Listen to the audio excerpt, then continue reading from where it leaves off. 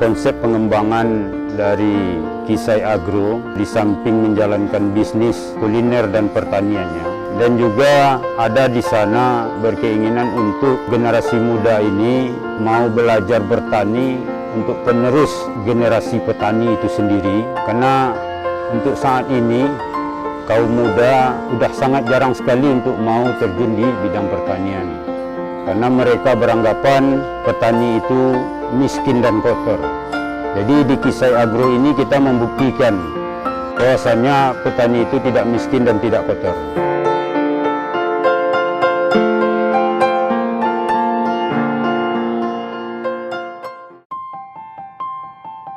Nama Sujarmen, pekerjaan pegawai negeri sipil di Pemda Kota Payakumbuh, tepatnya pada Dinas Pertanian, dan membuka usaha yaitu Kisai Agro, yaitu tempat makan dan restoran yang diiringi dengan pertanian milenial. Jadi yang bertempat di Koto Panjang, Payobasong, Kota Payakumbuh. Kita mulai yaitu di awal pandemi Covid, itu 2020 kita baru memulai buka usahanya, yaitu memang mengarah juga utamanya kepada pertanian yang berbasis nanti wisata petik tanaman yang diiring dengan ada musiknya, ada restoran. Karena kita adalah lahan perkotaan dengan potensi sungai kita yang ada, kita memanfaatkan sungai untuk perikanan darat, dan juga sekaligus bahan dasar yaitu kita mengambil amonia ikan yang kita proses sehingga bisa menjadi bagian dari nutrisi untuk tanaman kita. Kemudian kita mencoba tanaman-tanaman ini dengan konsep yang lebih agak modern sedikit dan akan bisa ditiru oleh kaum milenial. Dan juga nanti kami juga ada menyediakan tempat camping ground edukasi, sehingga sambil bermain musik mereka bisa belajar bertani.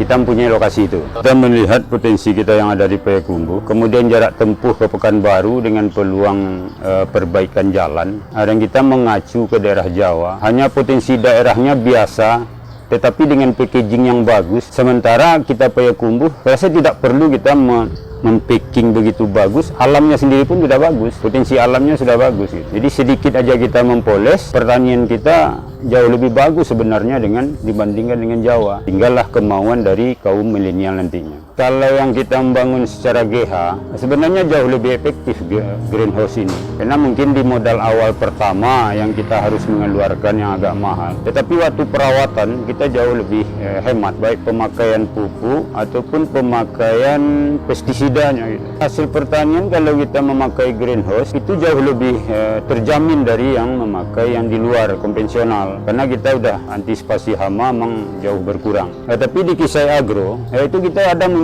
sistem, ada 4 sistem. Ada greenhouse yang seperti ini, yang agak permanen. Juga ada greenhouse yang sangat sederhana. Dan juga kita ada membuat di alam terbuka seperti konvensional. Tetapi pengelolaan kita sudah memakai tim irigasi yang teratur melalui selang drip. Kalau yang spesifik, kita memanfaatkan air sungai, kemudian kita memelihara ikan. Jadi kotoran ikan dapat mengurangi pemakaian pupuk kita sebanyak 40%. Kita merombak amonia ikan tadi menjadi sebagian dari nutrisi yang dibutuhkan oleh tanaman. Di Kisai Agro kita ada mempunyai anggur sebanyak 100 batang, itu 40 jenis atau 40 varian. Kemudian kita punya jambu kristal sebanyak 300 batang, dan juga melon itu di posisi 1200 rumpun dengan 3 metode. Ada metode pakai paralon, metode selang drip. Proses kalau di jambu kristal kita cuma menyediakan lubang, kita tanam memakai pupuk organik yaitu kompos, tapi penyiramannya tetap kita memakai air yang kita sediakan dari kotoran ikan. Kalau anggur itu hampir sama dengan jambu kristal, kita ada grounding, juga ada dengan pemakaian pot. Kalau melon itu murni hidroponik, yaitu ada 2 sistem, sistem NVT, kemudian sistem selang drip. Nutrisi kita buat sendiri. Itu maksud saya tadi, kalau seandainya nanti ada kaum milenial, kelompok-kelompok milenial yang ingin belajar tentang pembuatan nutrisi, baik yang organiknya, baik anorganik, Kisai Agro siap membagi ilmunya gitu. Pemeliharaan intensif, itu lebih intensif di anggur. Kalau melon, kita kan udah memakai timer, udah memakai sistem, sehingga pemupukan dan penyiraman udah teratur sendiri gitu. Jadi kita masih menggunakan mesin, tapi sudah terinstalasi dengan selang semuanya gitu. Kalau kendala, kalau pemasaran kita tidak ada kendala, karena pengunjung yang langsung membeli ke Kisai Agro. Kendala memang tidak ada yang berarti lah gitu. Kalau yang di luar mungkin ada, kita harus intent terhadap penyemprotan hama. Kalau yang dalam greenhouse, saya rasa tidak begitu banyak kendala. Kalau di greenhouse, tingkat error paling tinggi 10%. Yang di dalam greenhouse. Kalau yang di luar, bisa-bisa menjadi 30%. Tapi dengan pengawasan yang intens juga kita. Karena itu di Kisai Agro membuat beberapa sistem sehingga sistem itu bisa diterapkan kepada petani atau kaum milenial yang ingin bertani. Sistem mana yang mau diambil disesuaikan dengan keuangan awalnya. Kalau yang dalam greenhouse ini ada sekitar 600 kilo buat melon. Kalau di greenhouse itu sekitar 500 kilo dengan jumlah 500 rumpun. Greenhouse kita baru 4, tetapi yang secara di alam bebas sudah ada 3 yang sudah kita mulai. Kita mau mengejar nanti bagaimana melon ini secara kontinu, bertingkat, dan setiap hari bisa kita panen. Pembuatan greenhouse awal, kita bisa melihat hitungan per meternya sekitar 300 sampai 400 ribu per meter. Ya udah 400-an udah masuk pengairan dan bibit. Karena konsep kita adalah untuk penarik pengunjung dan juga ada untuk edukasi. Karena di sini komplek, maksudnya ada restoran, ada ruang rapat, ada edukasi pertanian. Luas greenhouse kita ini 10 kali 20 dengan kapasitas 500 batang melon. Dan itu bisa menghasilkan 600 kilo per sekali panen, itu per 65 sampai 70 hari. Kalau rentang waktu panen karena kita adalah untuk pengunjung, itu berkisar 5 hari, 3 hari sudah habis oleh pengunjung. Kalau anggur, pembuahannya tidak serentak, itu pembuahan kita terus-menerus dari 80 batang itu, jadi tidak serentak gitu. Kalau pencapaian terbesar, saya juga merasa suatu kepuasan ada kunjungan edukasi dari daerah-daerah lain yang mau belajar tentang pertanian, terutama pertanian hidroponik ini. Kalau kendala terbesar, saat ini kita memang belum mampu untuk menyediakan secara terus-menerus panen melon ini. Kalau itu memang sebenarnya di dalam konsep pengembangan dari Kisai Agro, di samping menjalankan bisnis kuliner dan pertaniannya, dan juga ada di sana berkeinginan untuk generasi muda ini mau belajar bertani untuk penerus generasi petani itu sendiri. Karena untuk saat ini kaum muda udah sangat jarang sekali untuk mau terjun di bidang pertanian. Karena mereka beranggapan petani itu miskin dan kotor. Jadi di Kisai Agro ini kita membuktikan bahwasannya petani itu tidak miskin dan tidak kotor. Kalau cerita menariknya ya gitu aja. Kita melihat potensi yang ada, tetapi kita belum memanfaatkan potensi yang ada di kita.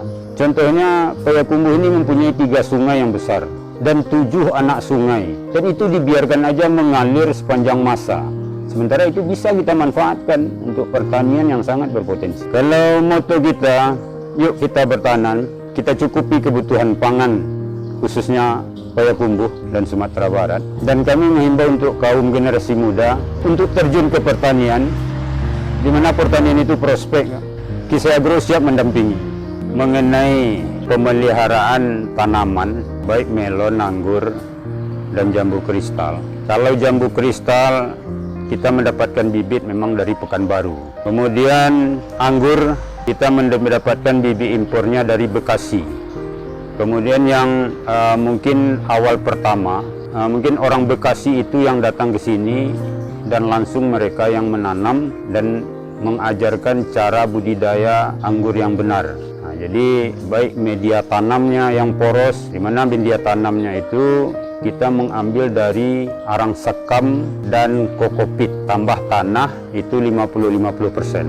Nah, jadi sama banyak 1:1 dia. Kalau melon, tumbang bibitnya kita juga bibit luar dan kita pesan melalui media online karena kita mencari bibit unggul F1. Di Kisai Agro ini ada 6 jenis melonnya.